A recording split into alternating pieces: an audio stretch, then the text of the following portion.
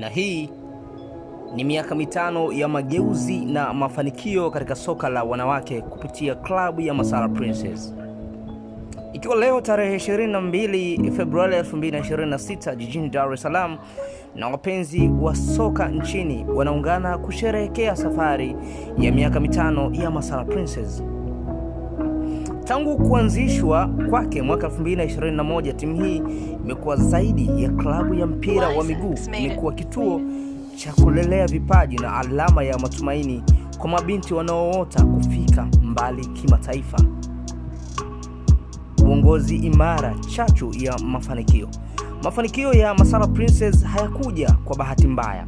Chini ya uongozi shupavu wa mkurugenzi Madam Esther Mpanda, klabu imekuwa kujenga misingi ya kitaalamu na nidhamu. Benchi la ufundi limekuwa nguzo muhimu likiongozwa na walimu wenye maono. Coach Mbwana Mbaraka, Coach Jeli Mlosa, Coach Saif, Coach Shabani Gunze. Ushirikiano wa walimu hawa umekuwa injini iliyoiwezesha timu kupanda ngazi moja baada ya nyingine kwa ufanisi mkubwa. Safari ya ushindani kutoka mtaani hadi ligi daraja la kwanza. Ndani ya nusu muongo mmoja, Masala Princess imejipatia heshima kwenye ramani ya soka kwa kufikia hatua kubwa za kimashindano. Ubingwa wa ligi ya mkoa, hapa ndipo walipoonyesha ukubwa wao na kutawala soka la Dar es Salaam. Mabingwa wa mikoa walipambana na timu bora nchi nzima na kuonyesha ukomavu. Kupanda ligi daraja la kwanza, hivi sasa timu inashiriki katika ligi ya mkoa Dar es Salaam, licha ya kuwa mara kadhaa imeshiriki na kupanda hadi ligi daraja la kwanza, ikiwa ni hatua moja tu kuelekea ligi kuu ya wanawake Tanzania.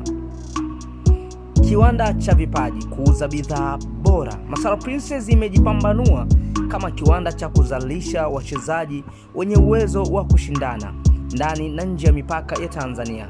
Baadhi ya nyota waliopikwa na klabu hii ni pamoja na Happiness Dafa ambaye yupo katika kikosi cha St. Noah nchini Uganda, Maria Panya St. Noah nchini Uganda, wakati Harriet Juma ambaye yuko Yanga Princess ambayo inashiriki ligi kuu ya wanawake Tanzania bara, Joan Agren Kunda ambaye yeye alijiunga na timu ya Gates Program Fountain Gate Princess Sia Queens.